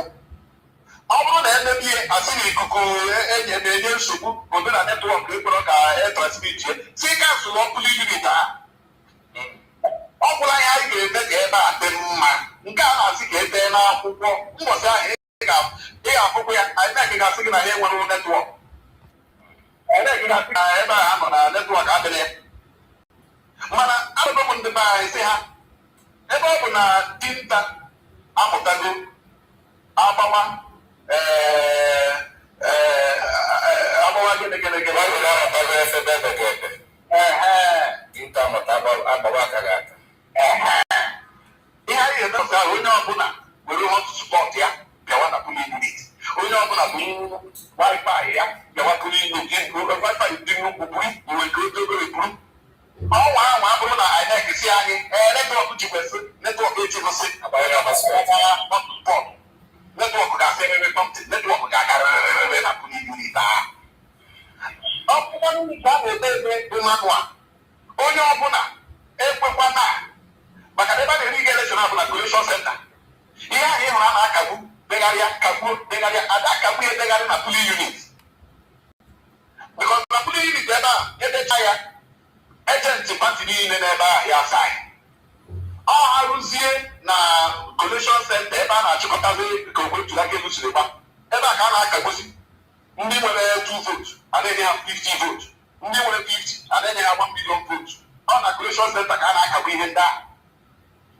echesi ndị ya nọ na cohesion center bụ ndị ọchịchị ọhakarasị a ga-adị n'aka maka na ebe ahụ ka a na-arụ ihe niile a na-arụ ebe ahụ ka a na-ekwu ego niile a na-ekwu ebe ahụ ka a na-eke ego niile a na-eke. We are going to stop the program here. Everyone, I appreciate everyone that have listened and watched. More especially, all we do here is to expose the evil of Nigeria. When we speak on our own about the situation of Nigeria, some people don't believe us and they don't understand. So we play the program that is coming from their own conventional media. So when you hear things that people in Nigeria in the conventional media are confessing, you will now come to agree with us that every single thing we are saying is truth and nothing but the truth. So I appreciate every one of you that have paid attention. As for the election, we are not part of it. We will never be part of it. We are focusing on our self-determination and the action of the United States. That is where we are. Stop Sharia or break up the contraption called Nigeria. That is where it's going to end. I thank you all for being part of the program. See you all tomorrow morning. We will continue from where we stop. May Chukwu Okike Abịama guide and protect every one of you. May Chukwu Okike Abịama guide and protect our supreme leader, Mazi Nnamdi Kanu, and our Prime Minister, Mazi Samaraba. Thank you so much for watching. See you again tomorrow morning by the grace of Chukwu Okike Abịama. Thank you and stay blessed.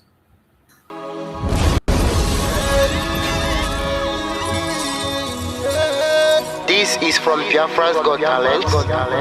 We are letting Biafrans know the reason why we should remember those who gave their lives for us, those who died that we may live.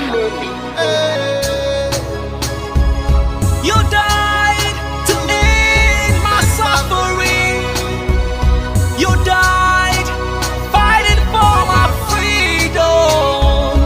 Your blood is the seed of redemption. You are my inspiration. The deed no wrong with them, military shots at them. 67 to 70, we remember them. 2016, 38 May, memories still lives in our mind till today. Wonder why they refuse to publicize the genocide. The world media turn blind eyes to our plight. It's time to arise, land of the rising sun. Let's rise one more time, let's rise. Yo, we will never forget our fallen heroes. Those who gave their life for us. Onitsha massacre, Iwata massacre, Aba massacre. We remember you. Alright. Tell them I can't tell. Remember when me tell you say I can't tell. Yeah, I remember that one that called us a Bruce Mero. But the way you put like a papa nuku. But then the way you me tell you what I look pandi, what pandi Samiro, me tell you what I day. Come with the plan and the rest of man, I tell you what I am. Me never come to tell them Heroes, I want to promise you something today. We must fight together, no retreat and no surrender. We must hold them down till the end of time. The most important thing is that we will restore their pride.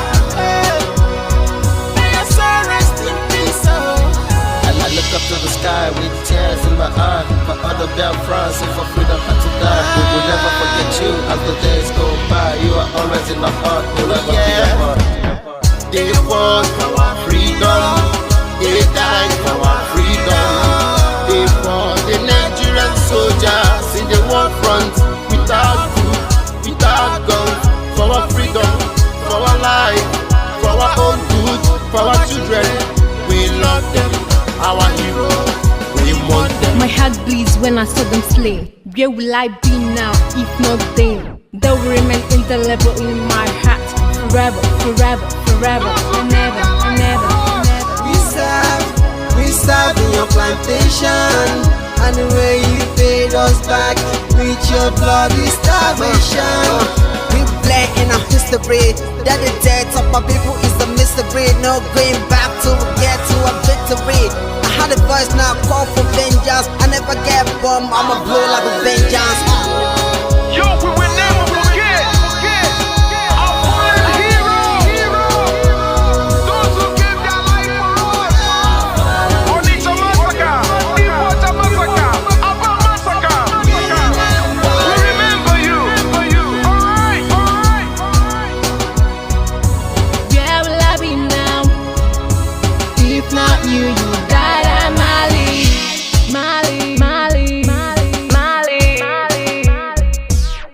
They were starved to death because of our freedom, and they paid the debt for our freedom. Flag high for those that died in the genocide, fighting for you and I.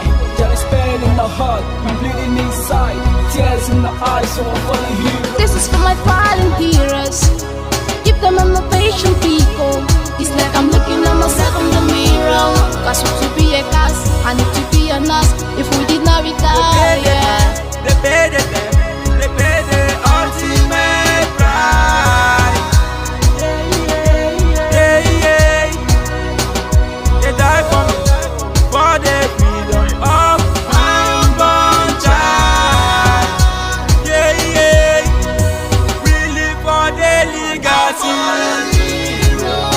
Yo, we will never forget our fallen hero. Onitsha massacre, Iwata massacre, Aba massacre. We remember you. Alright. Yo, we will never forget our fallen hero. Onitsha massacre, Iwata massacre, Aba massacre. We remember you. Alright.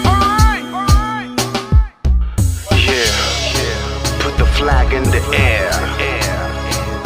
Never be afraid. March on, cause we are more than conquerors. Yeah, you know what it is. I'm looking at myself. We must revenge, and we must stand to represent who we are.